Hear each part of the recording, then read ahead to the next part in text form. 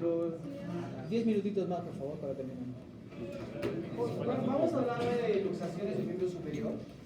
Y bueno, obviamente nosotros sabemos que las articulaciones, es una articulación, las articulaciones son congruentes. Y entonces, pues hay algunas, y tenemos articulación pues, en varios sitios, en todo el cuerpo en realidad. Vamos a hablar de luxaciones. ¿Qué es una luxación? Una luxación es la pérdida temporal o permanente de la congruencia de una articulación. O sea, las articulaciones son congruentes. Y entonces, pues, la superficie articular se puede salir de su sitio. Por ejemplo, acá miren el hombro. Ah, sí. Y entonces, esta es una articulación que está congruente y acá no hay una congruencia. Y la congruencia puede ser, la incongruencia puede ser total o puede ser parcial. O sea, puede estar completamente luxado o subluxado. Pero para que pase esto, se tiene que romper la cápsula, así nomás no se sale, y además se tienen que romper los ligamentos. Y como les decía, así como el síndrome compartimental, es una urgencia traumatológica. En general vamos a hablar un poco de emergencias en traumatología, con síndrome compartimental, luxaciones y fracturas expuestas. Aparte del síndrome de pelvis acetábulo que vamos a comentar. Y entonces una subluxación es una pérdida parcial de la congruencia de una articulación. Entonces, así como hay luxaciones, hay subluxaciones. Y entonces, en una articulación, para que se luxe, hay mecanismos estabilizadores. Primero es la configuración ósea. No es igual a la configuración ósea que tenemos en el hombro, que es muy pobre. Se dan cuenta que está la cabeza del húmero y la glenoides es chiquitita, entonces es muy inestable a la cadera, que está prácticamente empotrada. ¿Sí? Y entonces tenemos que ver la configuración ósea, los ligamentos y la cápsula articular. Aquellas personas que tienen una hiperelasticidad tienen más tendencia a tener luxación. ¿Por qué? Porque sus ligamentos son más elásticos. Una persona que tiene hiperelasticidad, en cambio la alteración simplemente es de una molécula de alfa 1 por una beta 1, la mayor parte tenemos, y una hiperelasticidad alfa 1 por beta 2. Y el cambio simplemente es un aminoácido. Ese cambio de un aminoácido que es nada, ustedes cuando han hecho bioquímica, imagino que han hecho la parte del ADN, y cuando se forman las proteínas, solamente se cambia una prolina por fenilalanina, me parece. Y las estructuras miotendinosas. Cuando nosotros tenemos un paciente, no podemos cambiar la configuración ósea, no podemos cambiar la estructura ligamentaria, cápsula ligamentaria, porque si el paciente tiene hiperelasticidad, no podemos cambiar la presión negativa intraarticular, y lo único que podemos trabajar es en las estructuras miotendinosas. ¿A qué me refiero? Que podemos hacer que un paciente que tiene hiperelasticidad tiene que fortalecer sus músculos para que le cree una estabilidad de la articulación. Es lo único con lo que debemos trabajar, ¿no?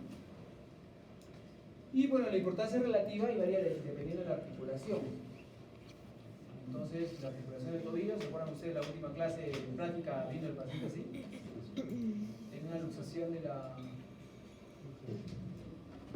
articulación del tobillo, una luxación del hombro, o puede ser una luxación de la cadera. Y entonces, las luxaciones son más frecuentes en hombres, es rara en niños, en jóvenes, sobre todo en hombres. Y la literatura dice que nosotros los varones pues somos un poco más intrépidos y poco conscientes que las mujeres. Y cuando entran en conciencia, cuando se casan, Ni así. manejan rapidísimo. ¿No se dan cuenta ustedes? Cuando yo veo, son chicos entre 18 y 25 que se matan en su carro, y cuando ya tienen hijos y todo lo demás, manejan lento. Eso dice la literatura, ¿no? Es más frecuente para puede estar favorecida ¿por qué? Por la precaria contención de la superficie articular. Por ejemplo, la desproporción que hay en la superficie articular. Por ejemplo, en el húmero, si ustedes se fijan, la cabeza del húmero es enorme comparada con la... Y entonces esa desproporción favorece, es más, de hecho que la articulación que más frecuentemente se luxa es el húmero, que es de lo que vamos a hablar. Ahora puede estar favorecida por una laxitud cápsula ligamentosa, los pacientes que tienen hiperelasticidad o enfermedad de los largos. La La potencia muscular también es importante. Los pacientes ancianos, pacientes obesos, las mujeres, algunos pacientes que tienen descontrol muscular, que están ebrios, y ustedes se dan cuenta ahora que están entrando a hacer operaciones sin anestesia, bien amarrado al paciente, ¿no? Que se les puede luxar. Por eso a veces te incomoda cuando estamos operando. ¿Por qué lo amarran? ¿No? Tú quieres tener algo de versatilidad, o cuando usamos el arco en C, que es un intensificador de imágenes, quiero usar y quiero tomar esto y está el brazo ahí amarrado al paciente. Entonces, ¿se puede luxar? Sí, por eso lo usamos. Y obviamente ancianos, obesos. La clasificación, como todo clasificamos, vamos a volver a clasificar. Clasificamos por el tiempo y el desplazamiento. El tiempo puede ser aguda, aquella que se produjo en ese momento, o puede ser inveterada. La inveterada es aquella que se ha producido por más de 3 semanas y obviamente ese es irreductible. Cuando ustedes tienen una luxación que dura más de 3 semanas, el cuerpo, imagínense que acá entra una articulación y acá está, se luxa y el cuerpo empieza a llenar de tejido fibroso. Ustedes quieren reducir esa articulación y no entra. No entra porque está ocupada. Si está ocupada, es como cuando han visto pacientes que nacen con gastrosquisis, ¿han visto? Ok, entonces, ¿qué le hacen? Le ponen una bolsa de Bogotá y el intestino arriba, y poco a poco empiezan a meterlo, porque si quieren meterlo dentro no va a entrar. Igual, cuando nosotros tenemos una luxación inveterada por más de 3 semanas, de 21 días, no va a entrar la luxación, el tratamiento ya es quirúrgico. Después, recidivante es aquella que se produce en más de 3 episodios repetidos de la luxación. ¿Por qué sucede esto? Porque si ustedes se dan cuenta, la cápsula del ligamento se rompe. Después de tener una luxación tenemos que inmovilizar al paciente para que produzca una fibrosis. ¿Cuánto demora la cicatrización? ¿Cuántos días? Entonces ustedes le ponen un yeso al paciente, le ponen un inmovilizador y al día siguiente se lo quitan, sobre todo los jóvenes. Entonces la cápsula, los ligamentos y la cápsula no cicatriza y se queda sin contención y se sale cada uno. Podemos poner por desplazamiento, como les decía, completa o parcial, una luxación y una subluxación, ¿no? Ahora podemos ver por el grado de exposición, puede ser una luxación cerrada o expuesta. Y de acuerdo a su etiología, la mayor parte son traumáticas, la mayoría. El traumatismo directo es poco frecuente, es muy difícil que yo luxe algo. Generalmente es por un traumatismo indirecto, ¿no? Y entonces cuando yo voy a producir una luxación, hago ciertos movimientos y se me sale el hombro, ¿no? Puede ser la traumática, por ejemplo, un paciente, hay algunos que tienen una hiperplasia muy marcada, se dan cuenta algunos compañeros pueden ser, se sacan el dedo y se lo ponen. Es involuntaria aquellos pacientes que tienen convulsionan y se sale la articulación. Puede ser patológica, en el caso, por ejemplo, un paciente que tiene una tumoración, un paciente que tiene una artritis séptica, cuando hagan artritis séptica, una artritis séptica puede luxar una articulación, o un tumor puede luxar la articulación, es patológica, o puede ser aquellos pacientes que nacen con una luxación. Y eso le decimos congénita, ¿no? Por ejemplo, este paciente es un niño, la cadera derecha está en su sitio y la otra está fuera de su sitio. Es una luxación congénita de cadera. Y este niño es un niño que nació con una luxación de rodilla. Y la doctora va a medir la rodilla, ¿no? Y da pena los vídeos. Como les decía, pueden ser fracturas cerradas o abiertas, expuestas. Entonces puede incluso salir de toda la articulación y en este caso puede ser, por ejemplo, una luxación secundaria a un... ¿Cuál es el tumor más frecuente en niños? Eso es una tumoración, ya luxado. Van a ser tumoraciones, no se preocupen. Lo bueno es que no conmigo, no está atrapando. El diagnóstico, pues obviamente, como les decía, la sintomatología. Siempre es importante la anamnesis, siempre. Por eso ustedes ahora que están, tienen que tener la capacidad de obtener información del paciente. Simplemente con conversar con el paciente ustedes pueden dar diagnósticos a todo nivel, así sea traumatología. Bueno, el único sitio que creo que no pueden diagnósticos conversar con el paciente es en radiología, ¿no? Pero el resto, si ustedes quieren dar un buen diagnóstico, el resto de especialidades tienen que hacer una buena anamnesis, preguntar al paciente adecuadamente. Y eso no viene del aire, sino viene de la capacidad que tengan ustedes de conversar y hablar con el paciente. Y eso, a medida que vayan haciendo más historias, pues tienen más capacidad. El paciente tiene una historia de traumatismo, dolor, y duele mucho más que una fractura. El paciente tiene impotencia funcional. ¿Se acuerdan ustedes que hablamos de algo pasivo y activo? Entonces este paciente quieren hacer una movilización pasiva y no puede, y activa, pero en la pasiva no puede. Entonces el problema es óseo. Puede tener espasmo muscular. El paciente tiene muchas veces una posición antálgica. Ustedes ven al paciente y dicen, tiene una luxación de codo. Y además ven una gran deformidad. Por ejemplo, el paciente, esa es la posición en la que viene un paciente con una luxación de codo. A ver, usted está en el tópico de emergencia y viene así.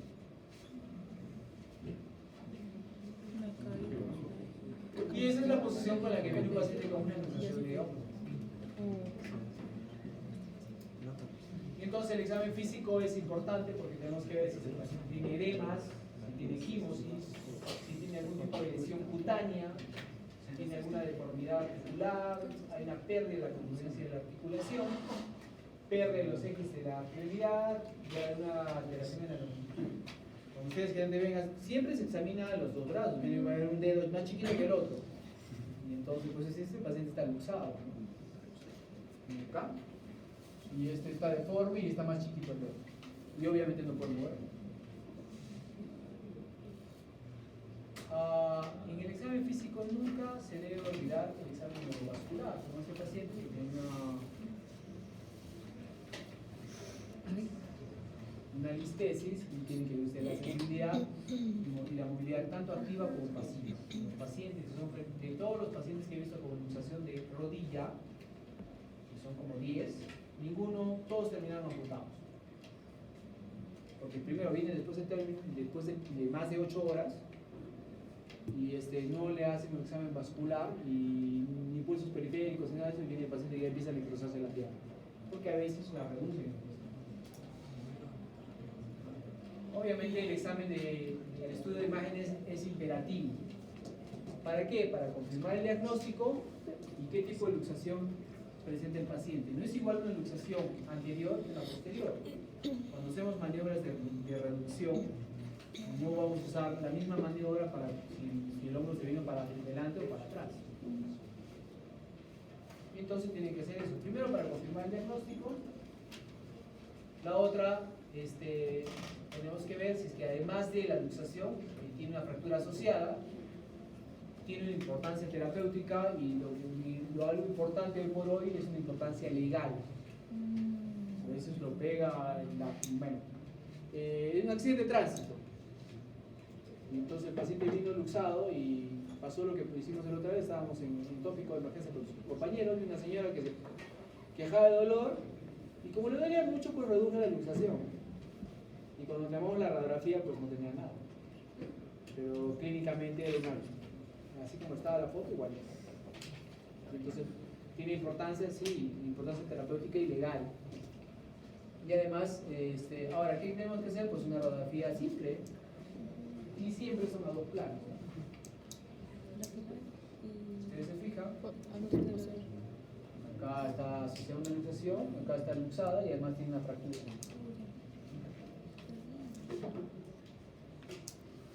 Entonces siempre es a dos planos. Podemos tomar incluso una AP y una axial. Tanto en la radiografía, esto es una tomografía. ¿Qué podemos tomar? Una radiografía, podemos tomar una tomografía e incluso una resonancia. Porque además dentro de la rodilla puede estar asociada a otro tipo de lesiones, tanto tendinosas como otro tipo de lesiones como está luxado. Cuando se luxa la rodilla se rompe el cruzado posterior, se rompe el cruzado anterior, se rompen los meniscos, se rompen los ligamentos colaterales. Entonces tenemos que saber exactamente qué tipo de lesión multiligamentaria tiene, porque eso va a ser cómo vamos a tratar al paciente. entonces, bueno, vamos a ver, después de la introducción, pues a la luxación glenohumeral. Ustedes saben que todas nuestras articulaciones están rodeadas por músculos, tendones, ligamentos y todo, ¿no? Simplemente recuerda, nuestro hombro tiene muchas funciones, muchos movimientos: flexión, extensión, aducción, abducción, circunducción y rotación lateral, rotación medial. Y entonces, la luxación glenohumeral es más o menos la más frecuente del cuerpo. El 50% de las luxaciones de todo el cuerpo son luxaciones glenohumerales. El 95% son luxaciones anteriores. ¿Por qué? Por el amplio rango de movimiento que tiene nuestro hombro. Y en el 50-70% son en menores de 30 años y la mayor parte son en varones. La luxación anterior, de todas las luxaciones, es el 95% de las luxaciones, y eso va a donde se desplaza la cabeza humeral. Entonces, si ustedes toman una radiografía, simplemente una radiografía, un solo plano, ustedes no pueden saber si está para adelante o está para atrás. Porque, como les digo, nuestra visión y la radiografía solamente es a un solo plano. Por eso tomamos una axial o una tomografía. Es una tomografía en la que se ve cómo está todo para adelante. Esta es la apófisis coracoides y esto está para adelante. Y entonces por eso tenemos que tomar dos planos. Hay luxación posterior, el 5%, y generalmente está asociada a crisis convulsivas, y se produce por una aducción forzada y una rotación interna. Entonces, si toma una radiografía, se dan cuenta que está para atrás, que no está para adelante. ¿Por qué es importante clasificarlo? Como les digo, porque no va a ser igual reducido. En cuanto a la clínica, el paciente tiene dolor, tiene impotencia funcional, y habitualmente el paciente, esa es la posición en la que entra el paciente a su consultorio.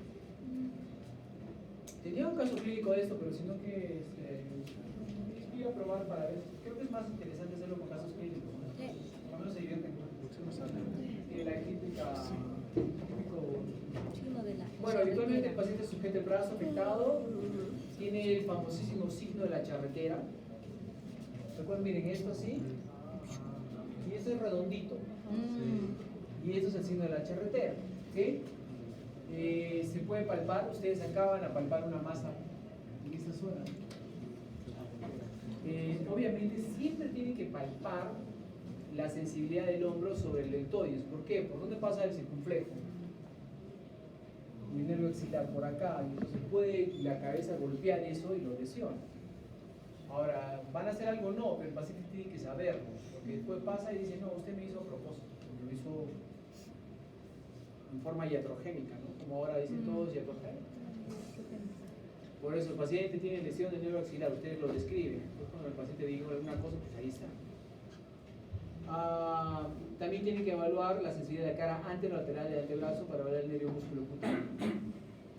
Y pedir radiografías.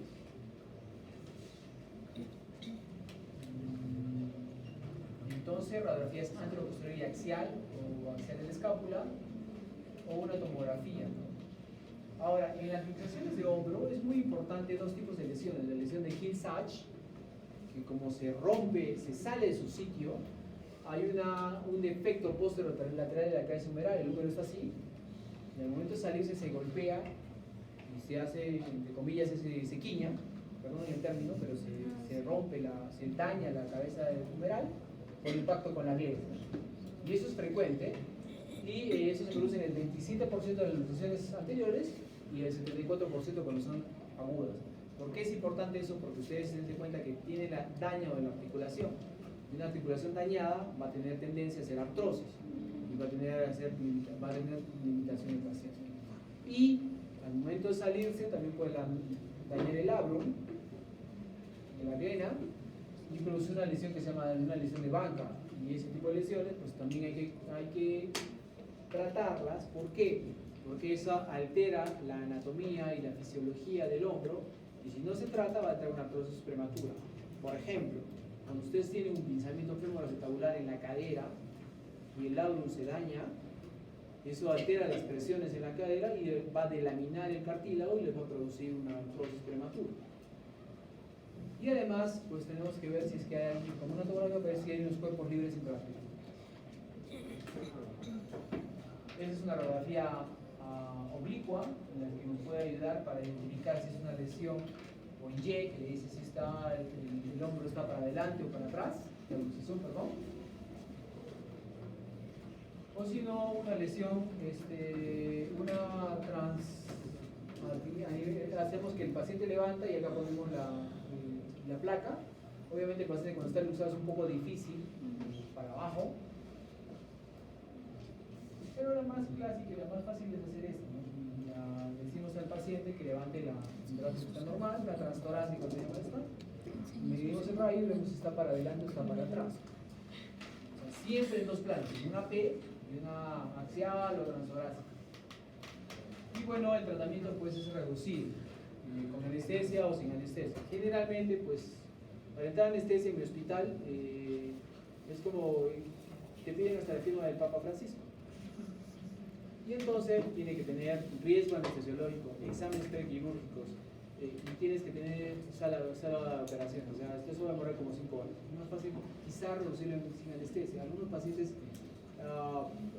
permiten hacer la reducción. Hay un montón de maniobras. Por ejemplo, la de Stimson, ustedes le ponen un peso ahí. El hipocrático, que es esta, ponen el pie.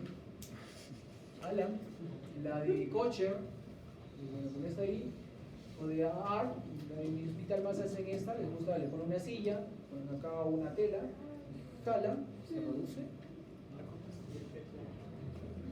Esa es la de Hipócrates, esa es la maniobra de Kocher, la maniobra de Rodwood, la maniobra de Stimson, le ponen una pesa y el paciente llora por 10 minutos. Esa es la más traumática. Alguna vez se me ocurrió hacer con el accidente. Tienes un peso ahí, el paciente está tirado y ¡ay!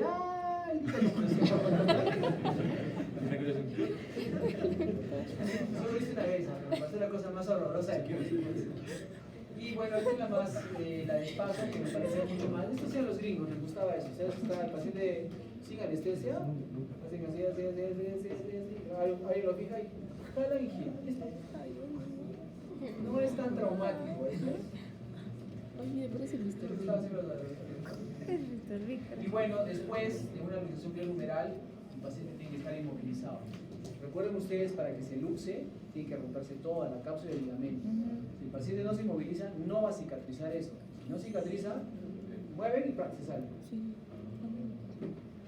Y bueno, es incómodo, como se produce en mayor parte en pacientes jóvenes, no lo toleran, al día siguiente se quitan todo. 20 días después vienen con el todo afuera. Son caseritos en la Argentina. El tratamiento quirúrgico, sí, cuando son quirúrgicos, como dicen que con un paciente con una lesión indeterminada, a veces las partes blandas se interponen. Por ejemplo, en el dedo, a veces se meten los tendones y ustedes hacen maniobras y no entran. Tienen que abrirlo, quitar los tendones y ponerlo. En algunas pacientes que tienen fracturas desplazadas de troquita, o sea, les mostré una placa en la que donde estaba luxado el hombro, pero además estaba roto troquita. A veces ustedes reducen y se ponen en su sitio y no hace nada, simplemente lo inmovilizan, pero a veces queda desplazada de troquita y tienen que operar, ¿no? Cuando hay fracturas del rodete glenoideo y en pacientes de cortes de alta competición, cosas que no sé si me parece. No, sí, algunos sí. Complicaciones, pues una luxación recidivante. Por ejemplo, dice el 80 al 92% es cuando el primer episodio ocurre antes de los 20 años. Cuando son bien jóvenes, pues no te hacen caso para nada. O sea, dices una cosa, ponte la férula, ponte esto, movilízate. Y por eso tiene más tendencia a recidivar. Los pacientes adultos mayores tienen mucha más tasa de recidiva, 10 a 15. Porque como un paciente que es cuarentón le dices, te voy a poner tal cosa y dices, sí. En cambio los pacientes jóvenes pues no lo ven tan simple. Ahora es independiente el método de reducción y uno hace el método de reducción que más domina. Yo antes hacía Kocher, pero ahora hago espacio, que es mucho más fácil. Puede haber lesión del nervio circunflejo, en general se produce una neuropraxia. Recuerden ustedes, hay lesiones como neuropraxia, axonomnesis, Y si persiste por más de 3 meses, pues ustedes tienen que ver cuál es la lesión, puede haberse agudizado, ¿no?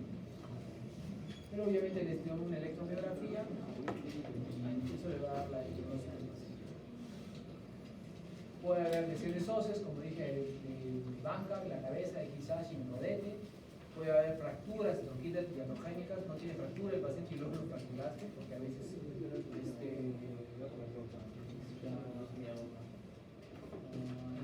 movimiento que a veces es muy brusco, tienes mucha presión, mucha fuerza, puedes romper el acromion o el corazón. Cuando es una luxación inveterada, pues, o sea, me refiero más de 3 semanas, y que es cruento, no va a entrar la luxación. Y cuando es una luxación recidivante, se producen muchas oportunidades, pues lo que tienes que hacer es abrir y tienes que hacer una reparación quirúrgica, tanto de la cápsula como poner los coracoides, tienes que desplazarla para que sea como una cuña para que no se luxe. Ok, no se duerme, todavía falta unas 3 horas de clase. No sabe nada. Bueno, vamos a ver la articulación clavicular. Es una articulación sinovial. Hay músculos cruciales de trapecio y aductorio que forman parte del contorno muscular. Hay ligamentos como el acromion clavicular, los ligamentos coracoideos, el trapezoide y el tendón. ¿Y qué es una luxación? Pues la luxación acromioclavicular es una patología condicionada por problemas traumáticos y una aplicación de carga sobre el hombro. Recuerdan ustedes cuando en el anterior mundial que iba a jugar Egipto con Salah, ¿se acuerdan ustedes? Sí. Lo empujaron así, se le usó la articulación acromioclavicular, el jugador del Manchester no jugó por Egipto, ¿no? Por lo menos los 2 primeros fue porque lo empujaron y cayó así. Exactamente cayó así.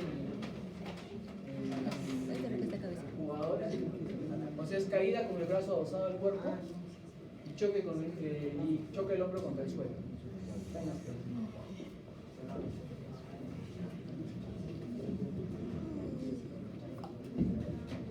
Y bueno, y entonces el diagnóstico, pues ¿cómo se hace el diagnóstico? Primero, como siempre decía, la anamnesis. ¿Cómo caíste?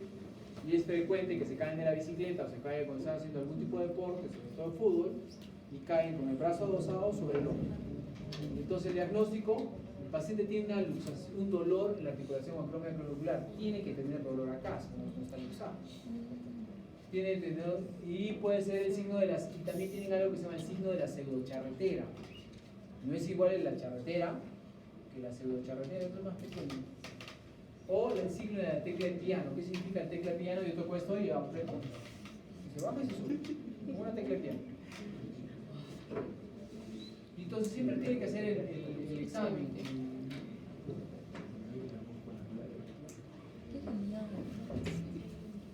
Bueno, como les decía, ahí es posible encontrar el signo de la tecla, que lo que tienen que hacer es ustedes simplemente apretan encima de la articulación acromioclavicular y se sale. Ahora, hay una clasificación, la clasificación más compleja es la de Rothbard, que clasifica del primer tipo hasta el tipo 6, y la clasificación según Altman, que es la más conocida y la más fácil de estudiar, el grado 1, acá los ligamentos están estirados, tiene simplemente dolor en esa zona. El grado 2 se rompen estos ligamentos, pero están enteros, y entonces el paciente tiene, cuando toma la radiografía, está desplazado pero no completamente. Y acá está roto todo y tiene un alimento, se eleva. Entonces, ¿qué tipo de luxación acromioclavicular es ese? 3, se rompió todo. ¿Por qué tengo que clasificarla? Porque el tipo 3 es quirúrgico, el tipo 1 y el tipo 2 no. Entonces, tipo 1 y tipo 2, como hielo, analgésicos, un cabestrillo, 3 semanas y lo mando a fisioterapia.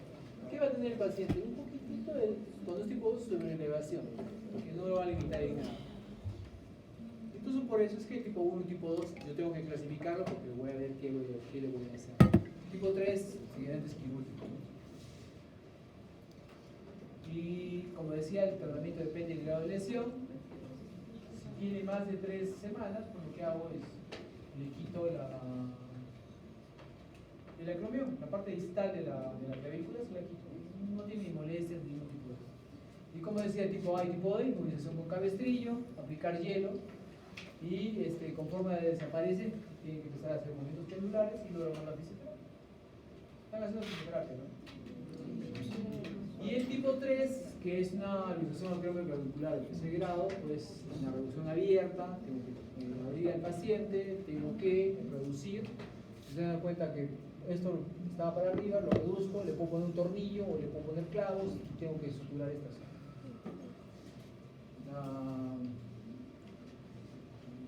Y entonces, para resumir, tipo 1 y tipo 2 es incorrecto, tipo 3 es correcto.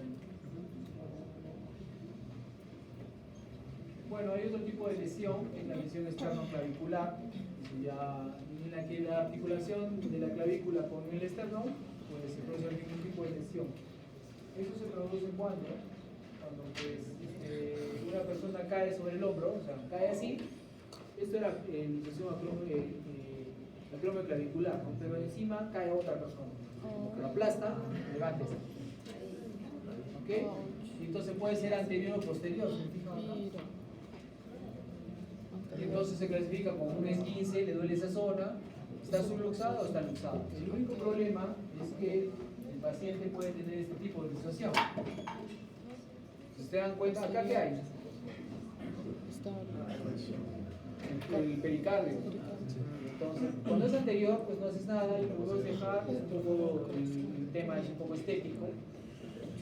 Y cuando es posterior, tienes que sacar esto de ahí porque puede comprimir el pericardio. Entonces, una pinza de campo, coges ahí y sacas. Depende del grado de lesión que tiene. No, es hospital. Y eso es todo. Todavía le falta fracturas de clavícula. Ahí está el delegado. Doctor, queremos 2 clases más.